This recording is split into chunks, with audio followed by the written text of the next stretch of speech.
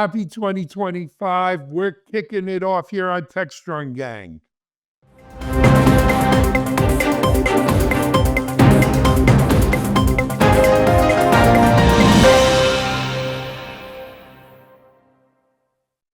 Hello, everyone. It's Alan Schimmel for Techstrong Group, and welcome to 2025.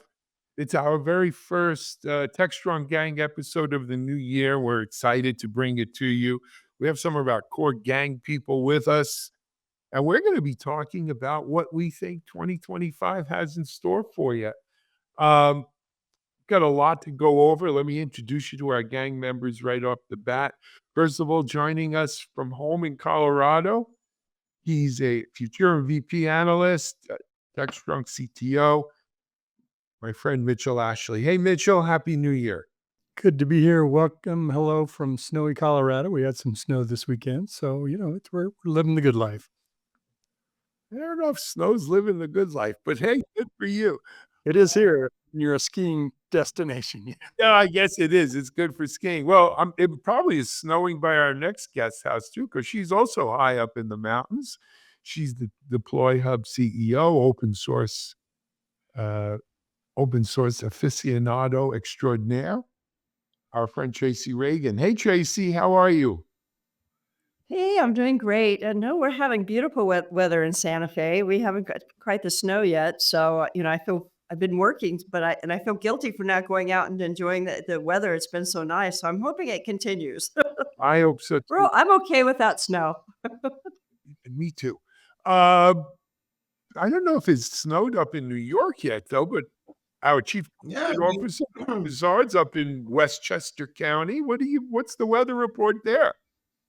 We had a fierce 2 inches of snow that stuck around for 48 hours. So, it was kind of, a new experience in New York. Apparently it hasn't snowed here in any significant volume in a while. The thing about snow in New York is after 24 hours, it gets kind of dirty. Black snow. Yeah. I don't like that. Well, if anyone's interested, we have not had any snow here down in South Florida. It has been around 80 degrees, and actually around New Year's, the weather turned nice for the first time in I don't know how long, and I was able to go on my boat and enjoy some of the beach in South Florida, what we're known for here around Christmas, New Year's time. So it was a great holiday. We were off for about a week. I hope you all enjoyed your time off as well. I know, Mitchell, you didn't. You were under the weather. Yeah, a little bit under the weather. I'm doing better now, though. Much better. Not dead yet.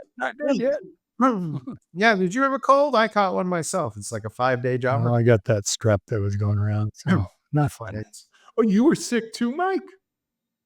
Yeah, I caught a cold. I think it was my own fault. I went to the Pinstripe Bowl and it was raining. And so there you go.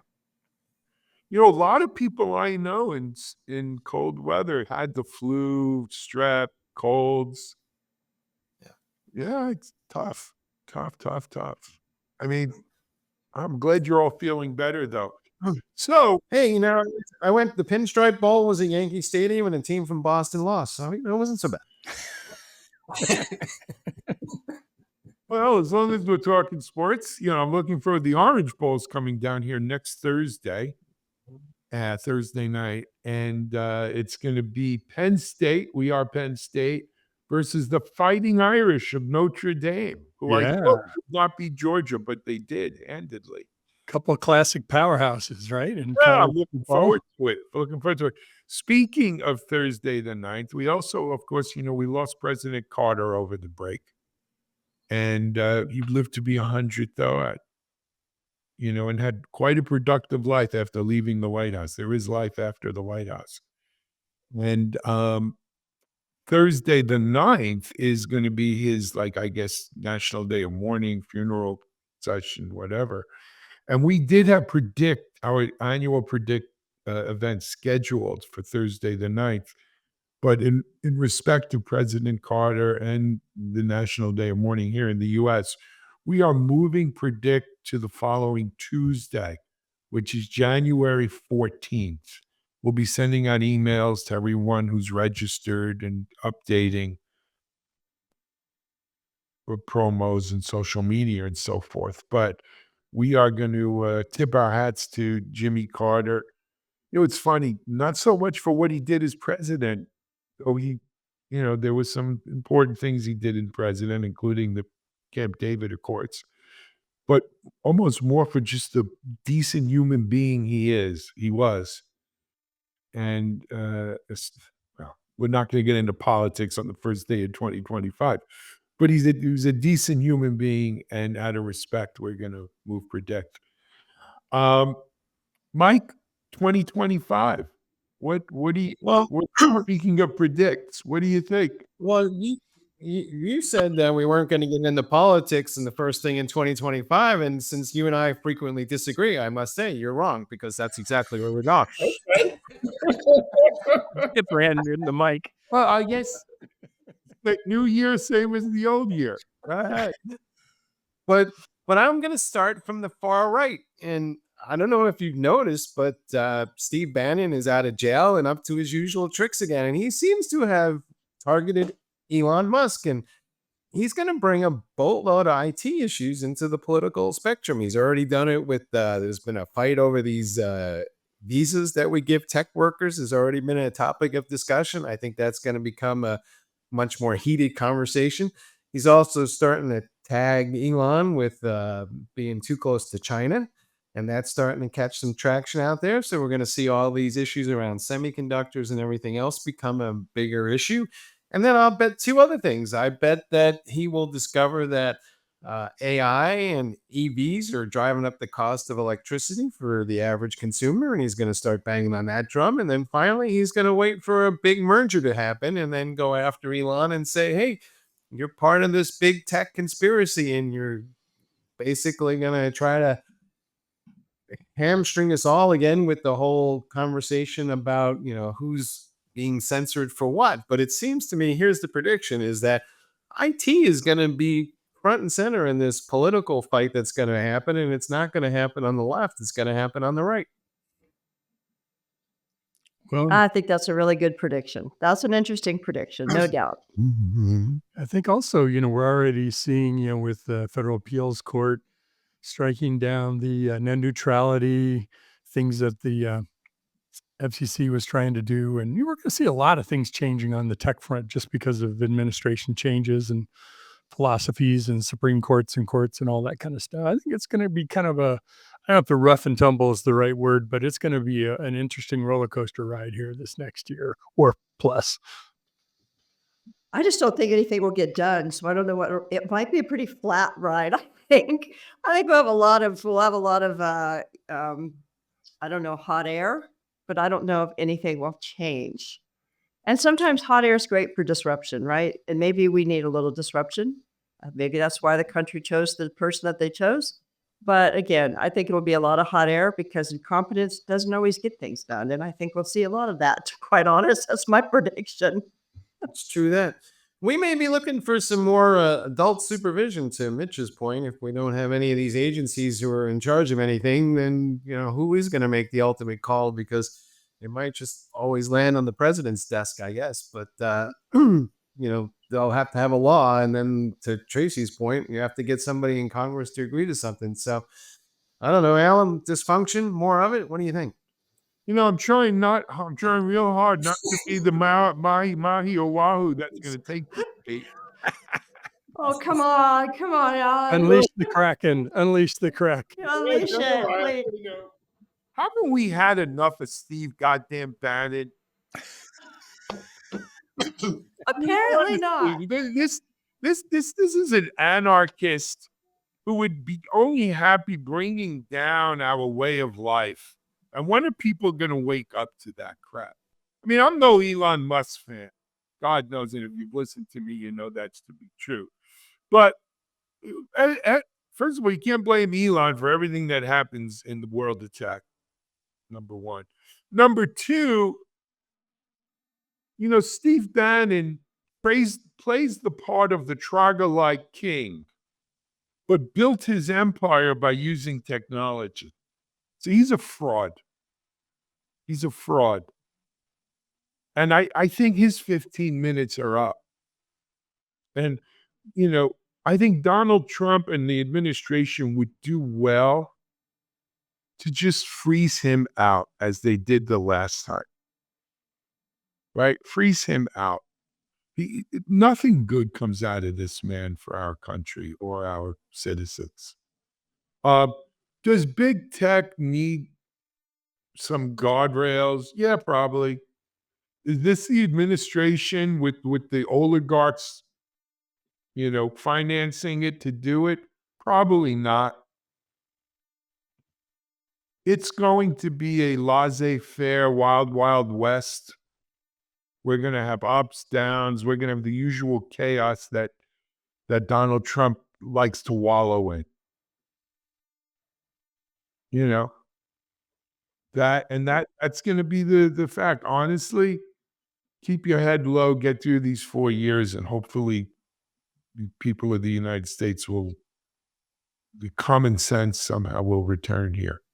It'll be interesting to see what kind of an audience, he continues to draw, whether that'll become narrower, people that strongly view what he views, or, is it kind of the larger MAGA audience, if you will. I love this quote by, you remember the comedian Bobcat Goldthwait? Sure. Very popular, long guy. He had this quote. He had this thing in one of his sets a long time ago. He said, when I was in high school, Done anything recently, Mitch? no, I don't think he has either. He said, I found out in high school that I was fifth from the bottom of my class. So I went and found the other 4 guys and I became their leader. So maybe that's what we have here with Bannon. We'll see. Yep. I agree. But, and quite frankly, I don't think the U.S. will be the center of government action in regard to tech. I think it'll stay at the EU. Oh, certainly in terms of regulation. If anything, Yeah. it'll get less in the U.S., right? Yeah. Yeah, we will not. I don't think we'll drive any of the new policies that's going to come out of the EU. And if we want to do business there, we're going to have to follow it. So, But what's interesting also, though, not from even a tech point of view, but from a political point of view, is this is classic, political theory, right? So now you have the right ascendant with all 3 branches of government and the judiciary for the most part, right? With a packed Supreme Court. And here they are self-destructing, right? You'll have the tech heads at war with the diehard troglodyte MAGAs. And so, will they be able to govern given that divide? And probably, it's going to create some chaos. It's going to create some paralysis, and so be it. So be it. exactly. So something you said, Alan, you used the term laissez-faire. I predict. Well, let me back up. Okay, we have to talk about American Airlines. We have to talk about American Airlines sending out an update on Christmas Eve. I had a friend coming in from Chicago, and his flight was delayed for 24 hours, and he spent the night, Christmas Eve and Christmas morning, at the Dallas-Fort Worth airport with 800 other people who were stranded because of that release. Now, I want to point out that we have this, John Schwartz talked about this once, and I think about it all the time, authoritative bias. I feel like we have in 2025, we are going to be looking at this authoritative bias across many industries, politics. Somehow Elon Musk is the person that we should turn to, right? When it comes to fixing our government. He has no background in it, but let's go ahead and put him there. I don't know why. And we haven't tricked that kind of philosophy in that. And Twitter. I know, it's like you think that would be the exact opposite. But why do we still have, after Delta, had their experience with CrowdStrike, why do we still have third parties updating software? And I believe, and I predict this, that we're going to see more of that kind of problem in 2025 because we have forgotten how to do DevOps. We have thrown the DevOps process away because we're relying on authoritative bias. And it's becoming part of our culture in a very odd way. I mean, there was no reason for anybody to ever do a release Christmas Eve morning. That was just stupid. Or whenever they did it, maybe on the night of the 23rd. Whatever it did, it stranded a lot of people. Well, why would they have done that? Why didn't the testing process go through? What happened to DevOps and where has it gone? So I really think that we're going to see a lot of these massive disruptions, because I believe that we have that authoritative bias now in our culture, and it has taken over some of our processes. And in DevOps, that is so true, because now we've seen 2 airlines have massive shutdowns because of an update done by a third party, which I find to be absolutely crazy. Crazy, crazy. How on earth are we doing that at this point in time when we've been talking about DevOps and tightening up releases and having a process for how long? 30 years, as long as I've been in business. So that just baffles me, and I'm afraid that 2025 we're going to see more of it, and we'll probably see a lot more vulnerabilities come through and hit the market. Having been in security as long as I have been, I have a little different view, Tracy.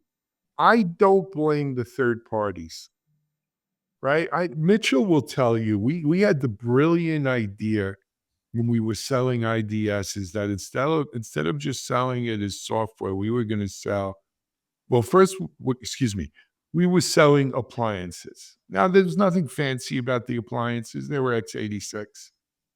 But what was great about it is we knew what hard drive, what network card, what software, what was the physical footprint of our appliance, even if it was just a Dell box under the hood.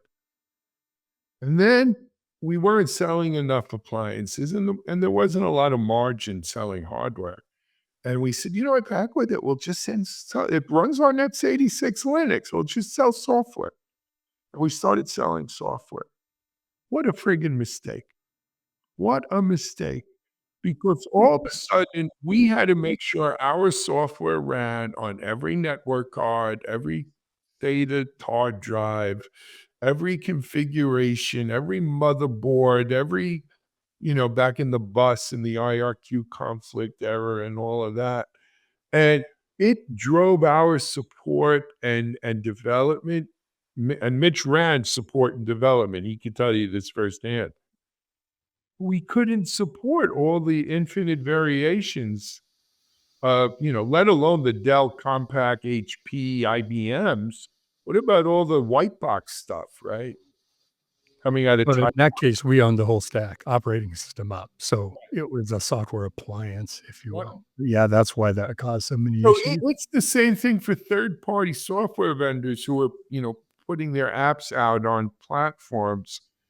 It's very hard to anticipate every configuration, every nuance, every variable that can be on any particular platform.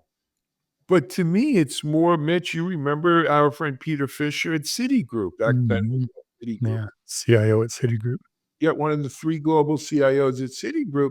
They used to take 90 days to do a Patch Tuesday. So Patch Tuesday came out every Tuesday. Right? Oh, excuse me, once a month or whatever it was, the 3rd Tuesday of the month or whatever it was. They were always 3 months behind because they wouldn't roll out that patch until it had been thoroughly tested on their particular systems.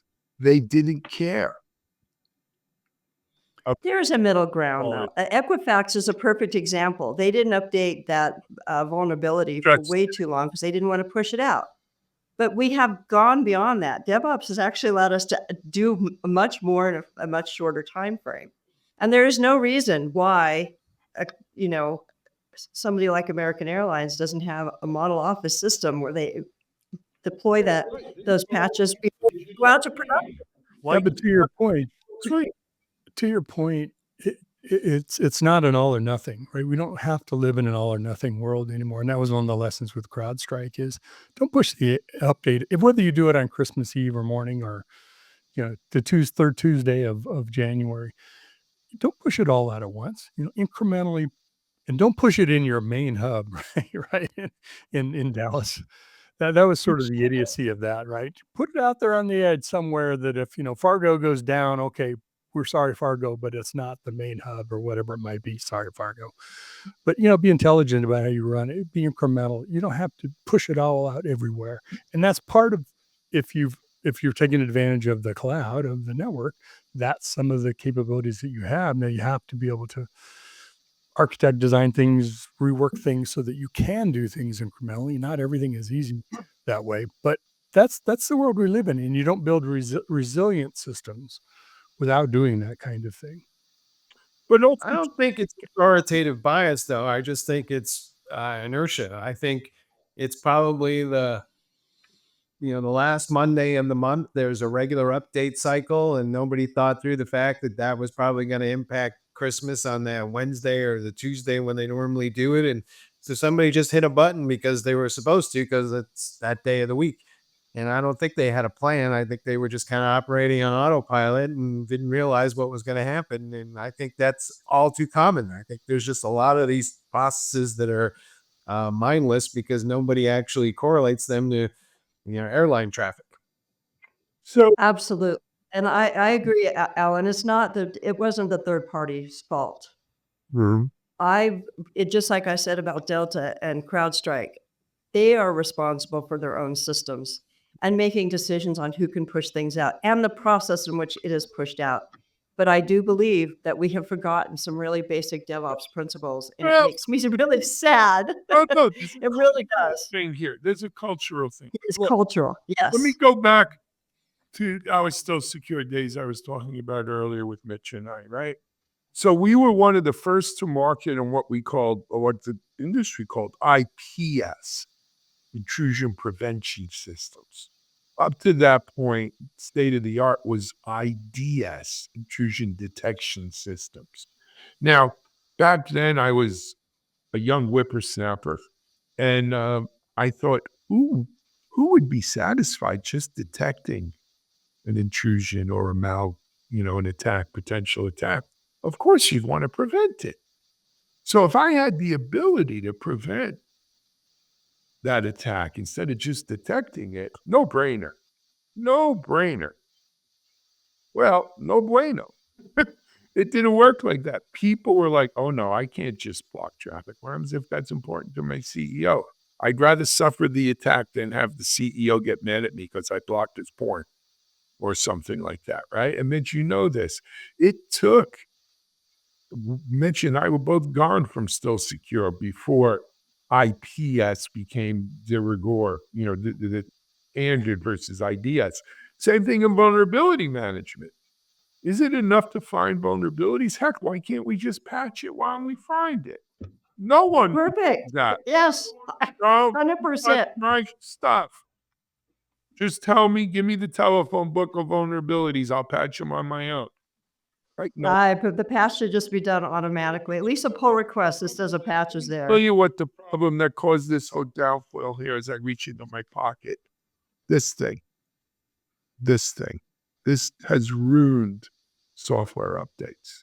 This has ruined security for updating because we've gotten so used to this thing updating on its own in the background that we think that's how it goes. We no longer, none of you can tell me which apps were updated on your phone when, because it just happens.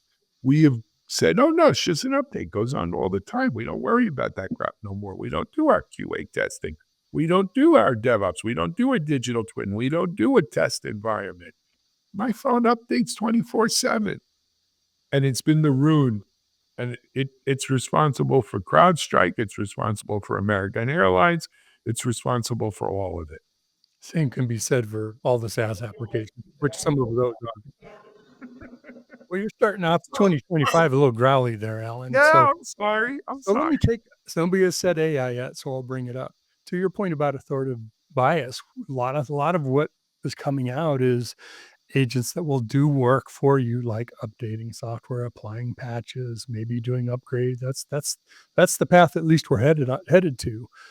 Are we running into a brick wall there of the authoritative bias as well? AI did it. It figured out it was supposed to do it, and it's supposed to know how to do it. So we let it, I blanked up. I trusted it, just to quote a famous movie. Flounder. What Flat am I going to tell Fred? on my car. So, not his car. But you see, Well, if we that's the next thing we're going to run into, right? if So we let me put continue a down theory this out road, Good. Mike? go Mike. So let me put a theory out there that do you think we'll see in the coming year an effort to take back more control from these SaaS apps because people are also going to want to take more control of their data destiny in the age of AI? They're going to want to own that data, be able to apply it and train it and use it where they want. And too much of what they're realizing today may be that, in addition to being dependent on third parties too much, that they don't own their data and they're going to kind of say, hey, we need to take back control of IT in general. I think it's all relative to what it is, right? If it's the CrowdStrike agent that runs at the OS level and can block anything if it fails or cause it to crash, yeah, I might want to be more diligent about it. If it's the fitness app that my people are using on their phones going over my Wi-Fi network, I don't care about that stuff. Or that's sort of an extreme case, but maybe there's a lesser. If my whatever system goes down internally is not going to stop the manufacturing lines, it's important. I think the thing to take back, it isn't necessarily just a pendulum swing, Mike. I think what we should take back is how do we make our systems resilient, right? Just taking it back just means we now own it when it F's up, right? We're the ones going to be on the hot seat, not the vendor. And we already are with the vendor, but in this case, we're going to be the cause of it if we didn't properly, do whatever the steps are, be diligent about it. My question is, well, what we want to have is, hey, things happen, right? Stuff happens, whether we do it or the vendors do it or the SaaS providers, whatever it is. How do we recover? How do we quickly recover, come back up, go back to the old version, et cetera? We're just on kind of this automatic upgrade path. Then I think in many cases, we don't know what we would do to get back to the last version of a piece of And that software. was the case with American Airlines. It took them an hour. Mhm. It took them an hour to do a rollback.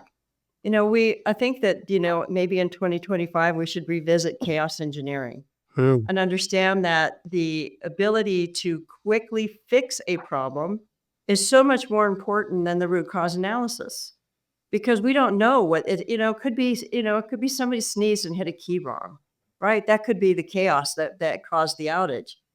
Probably not, but it could be, right? It could be just a fat finger typo in a configuration that takes forever to find. But chaos engineering taught us that being able to quickly respond to outages and prepare your team to do so is the way forward. And I believe that, I don't think that most companies have really, I doubt if they have game days and trying to be able to teach their staff to be able to quickly get back online. Certainly American Airlines hasn't because an hour is a long time. An hour stoppage means that anybody who has a connection is going to get screwed. it's about the assists And that's and what happened. rebounds, not just points, right? How many assists, how many Yes. rebounds do we get? Yes. Yes. Well, So maybe that's that my connection- prediction for 2025. Maybe that connection shouldn't involve me trying to get from one end of Charlotte, North Carolina's airport to the other in 10 minutes, though, right? That's true. I read a blog by a flight attendant, and basically she said, if it's less than 7 hours, drive. Well, there's something to that with all the prep time and everything. I think connection times have gotten shorter to what we think are acceptable. Well, Doesn't no. work. So Doesn't- here's a little pet peeve of mine that I'd like to see change in 2025. If you speak to the airlines, they're actually going to tell you they're on time more than they ever were. Because what they've done is they've built in buffers into their schedules. So, like, for instance, here in Florida, we have sort of an underground railroad up to New York. Mike knows that from an airline point of view. Every airline here runs like buses from Miami, Lauderdale, PBI into Kennedy, LaGuardia, or Newark. And it's a 2.5 hour, 20-minute flight. But now the airlines are scheduling, they used to schedule them for 3 hours. Now they're 3.5 hour in flight because they're building in time off the gates and stuff like that. But what they're really doing is building in extra time so that they could show they're early more than they're late. And so even though you got a 55-minute layover, right, connection point, you probably have closer to an hour and a half because there's that extra buffer time built in to these flights, assuming everything goes well. And, you could fool some of the people some of the time, but quite frankly, Delta and American reap what they sow because they're not, they don't play nice in all honesty, right? And it's not just the two of them. JetBlue does it, Southwest does it, they all do it. They've buffed up the flight times to make it seem like, they're on time or even early, and that pilot when he lands and he thanks you for flying the airline today, and we remember this the next time you're late that we got you in early today. Oh, you got me in on time. It's just your schedule. Yeah. You look like the hero. So, yeah. Right. And we worry about bias in our large language models, right? We've had bias in data for a very long time. Yeah. Again, I'll go all Steve Bannon on him. This is like this is this is like the old sales rep who when his spouse was complaining about the fact that he was traveling too much, so then he started telling his spouse that the show that he was going to was 4 days long when it was actually only 3 days long, and then he comes home the third day, hey honey, I missed you, right? Yep. So if I can Yep, the surgery was a success, but the patient died. Yes. if I can turn the lens and focus an area, one of the areas that I'm really most interested in because of the analyst coverage that we do is around code generation with AI. And I think 2025 is the year of the code generation specific LLMs, including code quality, secure code, things like that. We already have some of those available today. I mean, ChatGPT-4, things like Code at 5 and 5 Plus, Code Llama, et cetera. OpenAI has their own codex for code generation, but also the other providers like the Microsofts, the GitHubs, the AWSs of the world, having not just generation specialized LLM capabilities, but specialized to their environments. I mean, who knows better than AWS what their environment is like and how best to build applications within it. So I think we're going to see a lot of bifurcation, not just I use Microsoft or I use GitHub's Copilot, and that's my pilot. No, that's your window into whatever LLMs or services that you're going to use. So I think that's going to be the big focus around at least the code generation part of AI. I think the chip manufacturers are going to get more involved in software too. I think like NVIDIA is going to get much more involved in AI, building AI systems with just chips. Here's my prediction from left field, since I started with right field earlier, but on the left field, I think you're going to see org charts in IT organizations and enterprises be ripped up this year. And I think a lot of that's going to come back to this platform engineering conversation we started in 2024, where a lot of those people are going to decide that, hey, all these little specialist teams that we have created over the years are counterproductive. And they're going to start pulling all that into more centralized functions and require IT people who can do multiple things rather than, standing around saying I'm the infrastructure specialist for this or I'm the cloud architect for that. I think we're going to see a much more homogenous team of IT folks who can manage multiple things, working hopefully more in hand and glove to do things at scale. Au contraire. I hope so. Au contraire. All right. Point counterpoint. Like Johnny Carson talking to Ed McMahon. The amazing Karnak. Au contraire, monsieur. So I think you got that platform engineering thing all wrong. Mm-hmm. I think platform engineering is about building silos, not knocking them down. I think platform engineering says, I want my little guys who do that thing. And I want to keep them as a separate team doing their doodads. I want them to communicate, right? I think platform engineering at its heart is about cross-silo communication, not busting down silos. And so those teams are not going to go away. They hopefully will just communicate with the collective and be assimilated. But I believe they'll be assimilated. That's for sure. yes. Well, the thing that would drive collapsing it, to your point, Mike, is cost, right? If you can demonstrate true cost savings that don't have a major impact on delivery speed or things like that, maybe it's improving it. That would certainly Yeah. push you to consolidate. I think the issue too is like even today, if you look at the cost of IT, the single biggest factor is still labor. And I think people are going to start to look at that harder and say, how do we reduce that particular cost? Yeah. Well, maybe we'll have code bake-offs. We'll have platform bake-offs. Let's take my platform design or platform design from one LLM and use another one to compare it against two different LLMs and things like that. Think of the ability we have to compare and analyze information. I finished some papers in 2024 around using AI to really dive into the depths of what an architecture and what functionality and applications performs before you modernize it.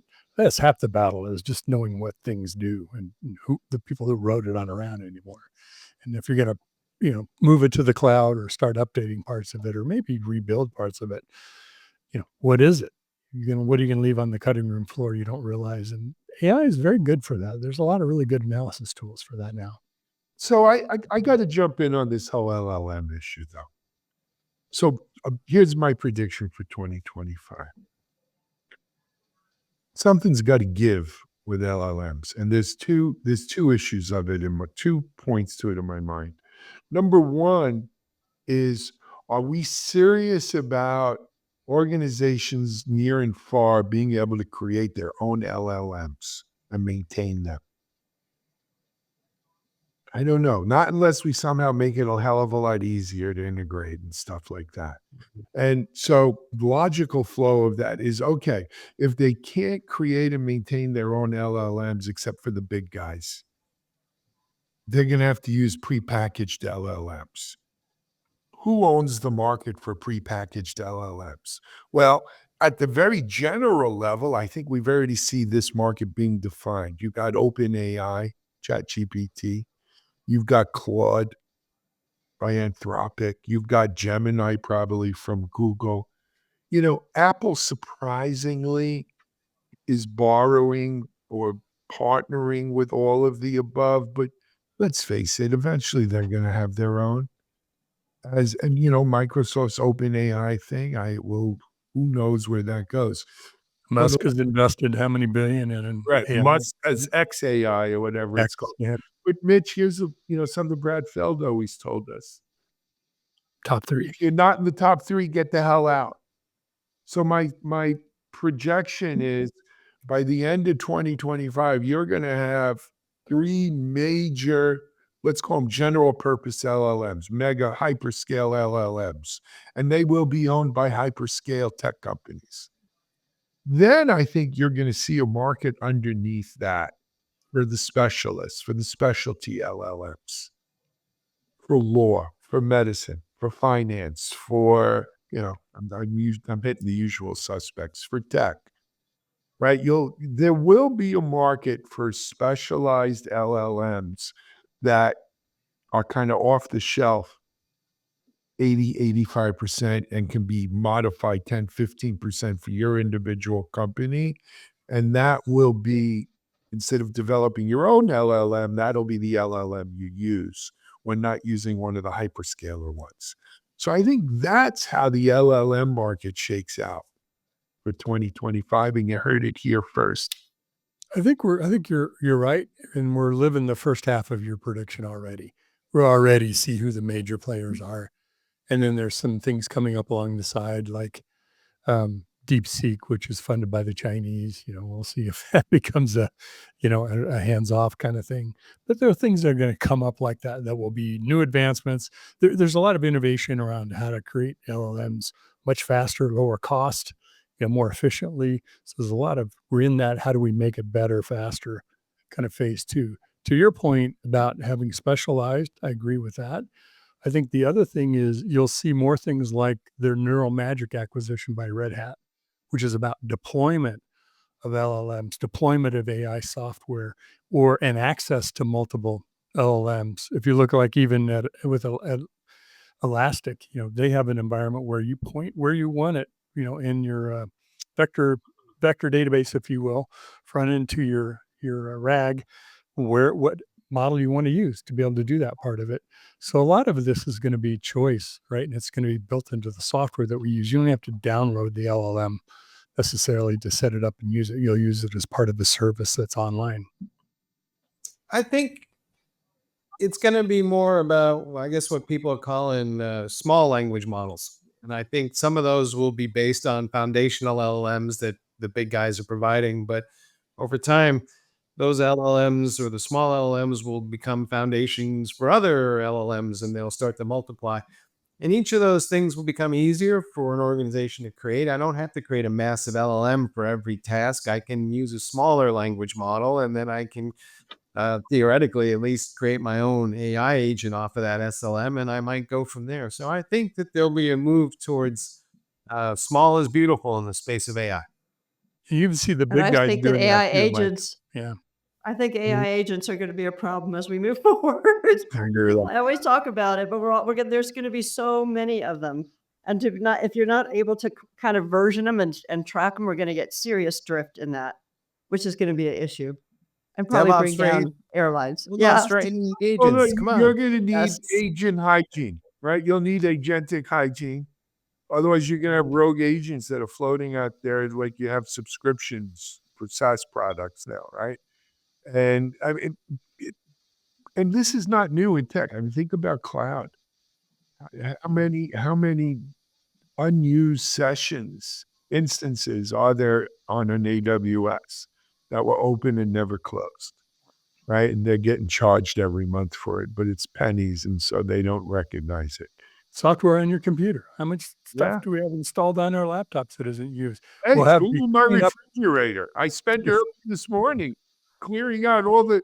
If we had it during Christmas and it's January 6th, it's Probably time not to gonna eat sort it. that out. I think we'll see a lot of cleanup on IL6 agents. Go out there and Well, clean this that I stuff up. think is what you're going to have. You're going to have Agent Smith, right, who cleans up rogue agents. That one's going to be called 007, right? Yeah, I know. It'll be a hero. But red pill, blue pill. Steve Bannon don't care. Or the above. Anyway, hey guys, we're 45 minutes in. Does anyone have any other prediction they want to throw on the pile today, or We come need back to what we come do back the to talk review? about regulation. This is the year of seeing some enforcement in areas like software security, starting of it. So we should spend some time talking about that another time. I think regulation, Well, big yeah, nothing burger. about Steve Bannon, I will share some wisdom from a former publisher of mine. He said, the one thing in the world you should always remember is it's a lot easier to throw grenades than it is to catch them. Absolutely. And at least as it applies to the U.S., this is not a year for regulation. Not a year for regulation. Sorry. It's as I said before, it's laissez-faire. Whatever goes. Batten down the hatches. Keep your heads low, guys.